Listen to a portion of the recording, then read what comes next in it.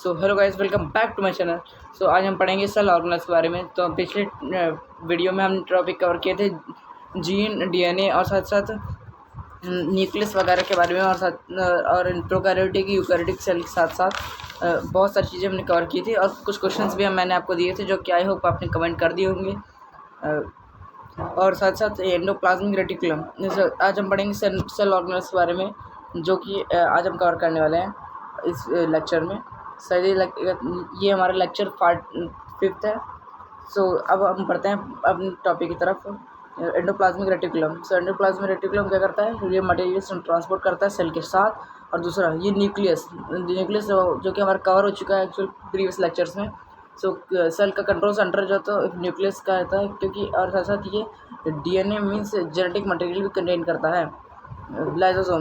Lysosomes ही तीसरा cell organelle, जिसे ये डाइजेस्टिव एंजाइम्स कंटेन करता है, जो कि वेस्ट और अनवांटेड मटेरियल्स को ब्रेक डाउन करने में मदद करता है।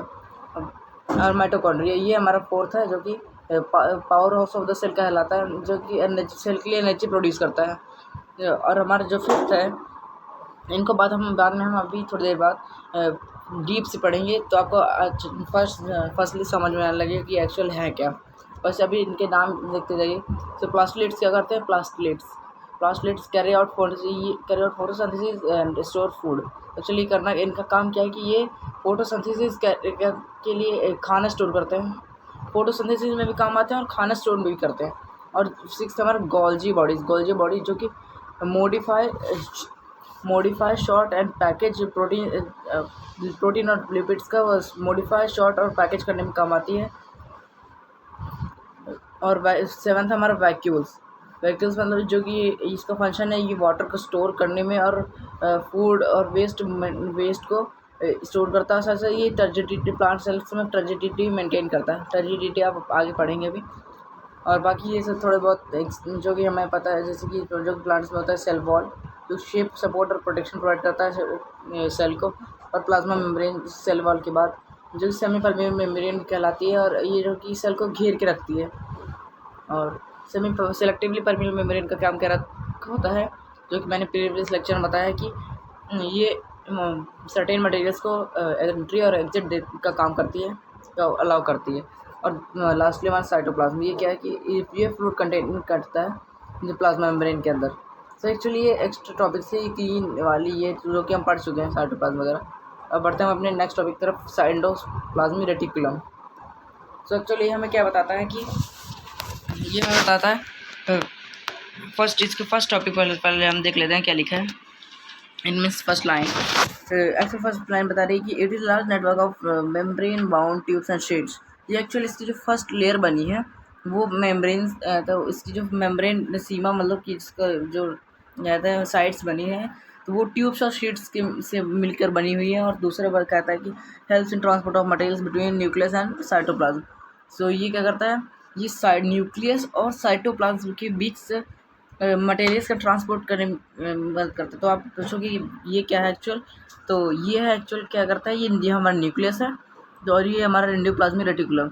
सो ये क्या करता है कि ये साइटोप्लाज्म जो कि ये फ्रूट तैर रहा है सेल वॉल के अंदर, ये ट्रांसपोर्ट करने में मदद करता है कि ये अंदर सर्टेन मटेरियल्स को, मतलब कि जो स्पेसिफिक, मतलब कि इंपॉर्टेंट मटेरियल्स को ही अलाउ और एग्जिट करने में मदद करता है। और ये प्लाज्मा मेम्ब्रेन का भी फॉर्मेशन करता है। कैसे करता है? इसमें लिपिड्स और प्रोटीन्स ऐड है, जो कि आपने प्लाज्मा मेम्ब्रेन के लेक्चर में देख ही लिया होगा कि लिपिड्स और प्रोटीन्स होते क्या हैं। तो लिपिड्स और प्रोटीन्स के से ही बना हुआ होता है। लिपिड्स और प्रोटीन्स जो तो सेल प्लाज्मा मेम्ब्रेन को बनाती हैं, और इसी को प्लाज्मा मेम्ब्रेन को लिपिड्स और प्रोटीन का फॉर्मेशन ही एंडोप्लाज्मिक रेटिकुलम करता है। और देखिए एक्चुअली अब आते हैं मेन बात। अब आते ये क्या कर रहा है कि जो 2 टाइप्स के मतलब कि एंडोप्लाज्मिक रेटिकुलम होते हैं। नाम याद रखना, नाम इंपॉर्टेंट है। एंडोप्लाज्मिक रेटिकुलम 2 टाइप्स के होते हैं। Firstly RER and SER। आप पूछोगे कि RER क्या होता है एंड SER क्या होता है। तो पहला है रफ एंडोप्लाज्मिक रेटिकुलम और दूसरा है smooth plasmic reticulum, smooth endoplasmic reticulum और rough endoplasmic reticulum. So firstly हमारा रफ एंडोप्लाज्मिक रेटिकुलम, जो कि बताता है कि इसमें क्या एक्चुअल क्या होता है कि ये ribosomes are attach to the surface. जो राइबोसोम्स होते हैं इसके सरफेस से अटैच हो जाते हैं, अभी पढ़ो, फिर मैं बताता हूँ क्या होता है ये राइबोसोम्स।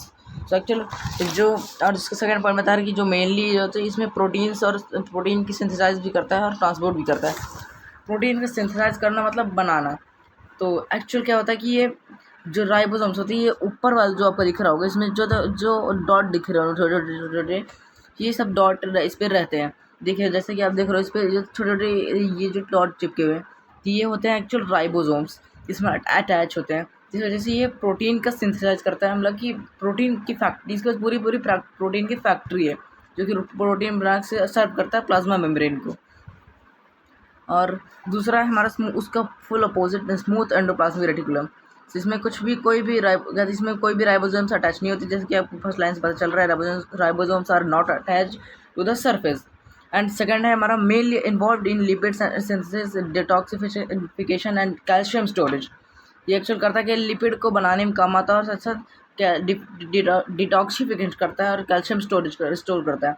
इसका मतलब है कि इसमें एक्चुअल ना ही राइबोसोम्स चिपके हुए हैं, और किस में काम आता है, लिपिड्स का प्रोडक्शन करने में, लिपिड्स बनाने में। और डिटॉक्सिफिकेशन क्या होता है, ये क्या करता है कि ये जो लीवर में एक शेल्स, लीवर में जो शेल्स प्रेजेंट होती है, वो उसको प्योरीफाई करने में काम आता है थोड़ा सा। वो अभी आप आगे बढ़ोगे, अभी इसको आपको इतना जरूरत, ये एक्स्ट्रा पॉइंट्स के लिए इतने ये डिटॉक्सिफिकेशन, बाकी लिखना हो तो लिख लो वरना ना लिखो, कोई दिक्कत नहीं। और बाकी ये लास्ट कैल्शियम स्टोरेज, ये कैल्शियम भी स्टोर करता है। और ये हमारा लास्ट है, हमारे फैक्ट है, जो cell organs are specialised structures that work together to carry out of the vital function of the cell. So cell organs जो होते हैं वो स्पेशलाइज्ड स्ट्रक्चर होते हैं जो कि काम करते हैं सेल के विटल फंक्शन के लिए, वो भी साथ साथ ये एक्चुअल करते क्या है, सेल को चलाने में काम करते हैं ये सेल ऑर्गन्स जो होते हैं। वही ये फैक्ट बता रहा था। और ये लिखा जैसे कि आपको ऊपर लिखा हुआ दिख रहा होगा, प्रोटीन एंड लिपिड सिंथेसाइज, जैसे कि आपको पता है ये प्रोटीन की सिंथेसाइज कौन करता है ये जो प्रोटीन का सिंथेसाइज करता है, ये राइबोसोम, एंडोप्लाज्मिक रेटिकुलम, और लिपिड्स का सिंथेसाइज ये करते हैं स्मूथ एंडोप्लाज्मिक रेटिकुलम। बढ़ते हैं हमने नेक्स्ट टॉपिक की तरफ। सो अपना नेक्स्ट टॉपिक क्या है, तो अपना नेक्स्ट टॉपिक है रफ एंडोप्लाज्मिक रेटिकुलम। स्ट्रक्चर होता क्या है ये है, इसमें डिफरेंस बताना है कि स्मूथ रफ और स्मूथ एंडोप्लाज्मिक रेटिकुलम के बीच डिफरेंस क्या है एक्चुअल।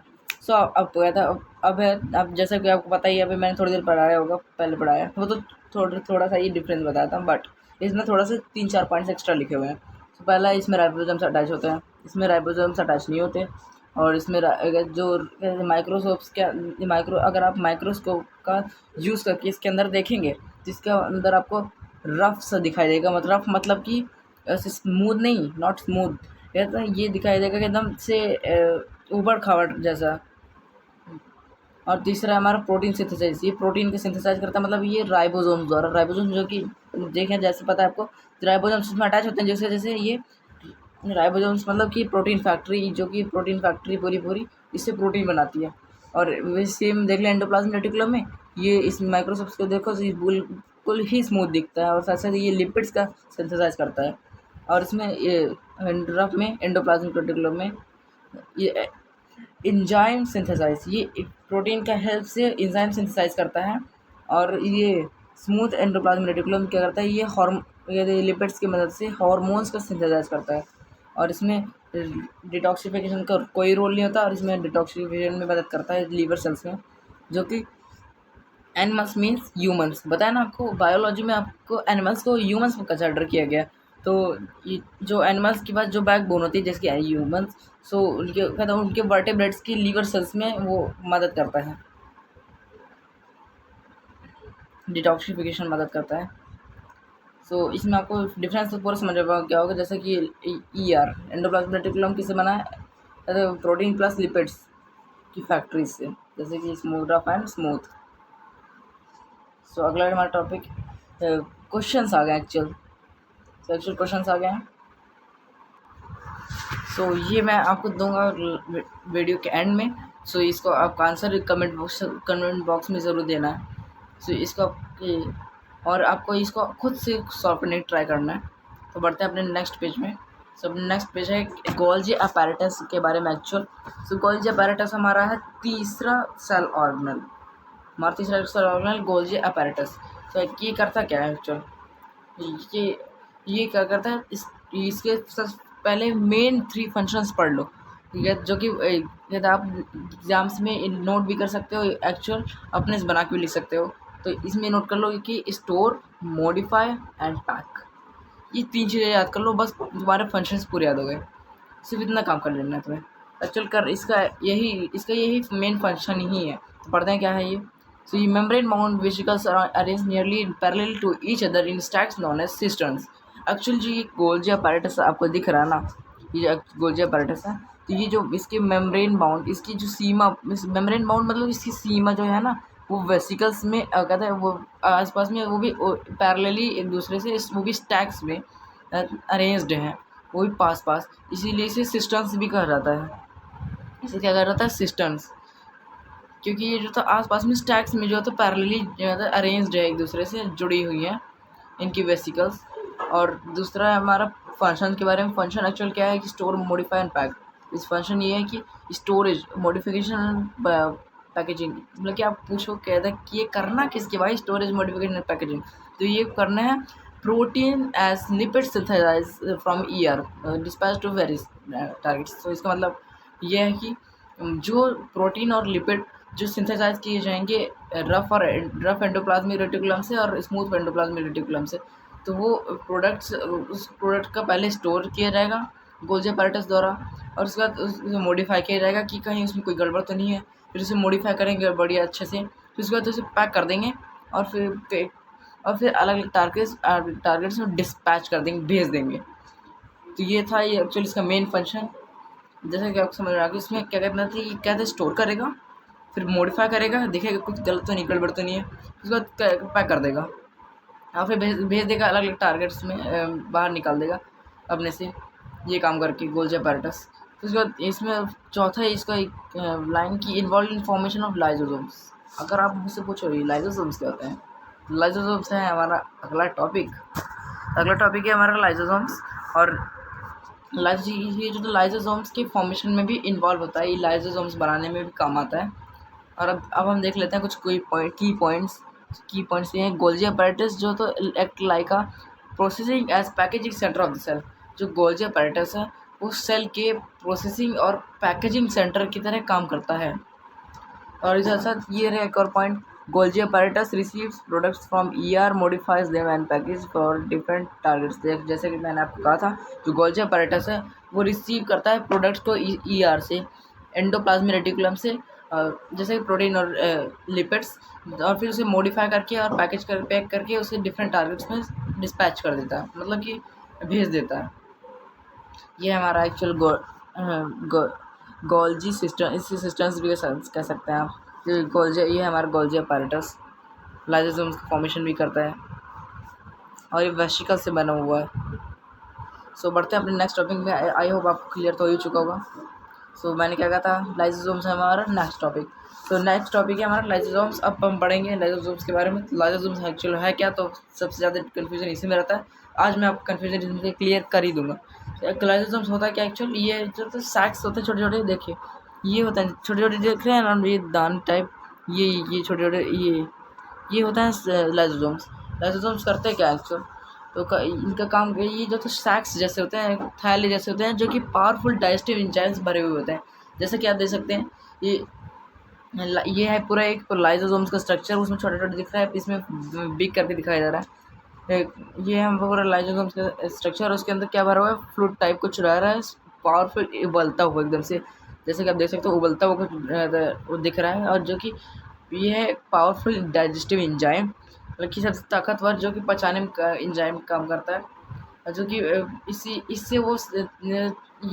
इससे लाइसोसोम से ज़्यादा पैक्ड रहते हैं, मतलब फिल्ड रहते हैं, भरे हुए रहते हैं, जो कि और ये साथ साथ ये waste disposal system of cell की तरह काम करते हैं। एक्चुअली इनका फंक्शन है क्या, मैं अभी आगे बताता हूँ। और ये सेल के वेस्ट डिस्पोजल सिस्टम की तरह काम करता है। और ये वेस्ट डिस्पोजल सिस्टम की तरह काम क्यों करता है, मैं अभी बताता हूँ। अभी पॉइंट्स बढ़िया।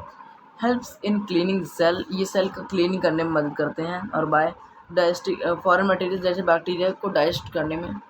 और साथ साथ डैमेज्ड ऑर्गेनल्स को भी ये क्या करते हैं, ये अच्छे से वो कर देते हैं, क्लीन करते हैं।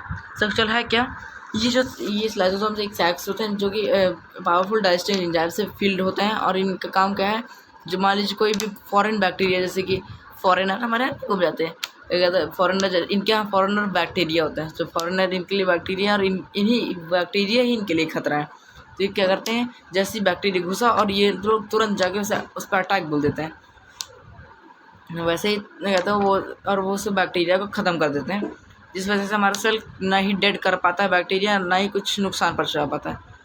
और साथ साथ कोई अगर मान लीजिए कोई सेल का डैमेज सेल ऑर्गेनल हो, तो अगर वो भी ख़राब हो गया, जैसे कि कोई भी पार्ट सेल ऑर्गेनल हो, तो अगर वो ख़राब हो गया तो ये क्या करता है, उसको भी पचाने में काम करता है, उसको भी डाइजेस्ट कर देगा, जिसकी वजह से और सेल ऑर्गेनल्स ख़राब ना हो।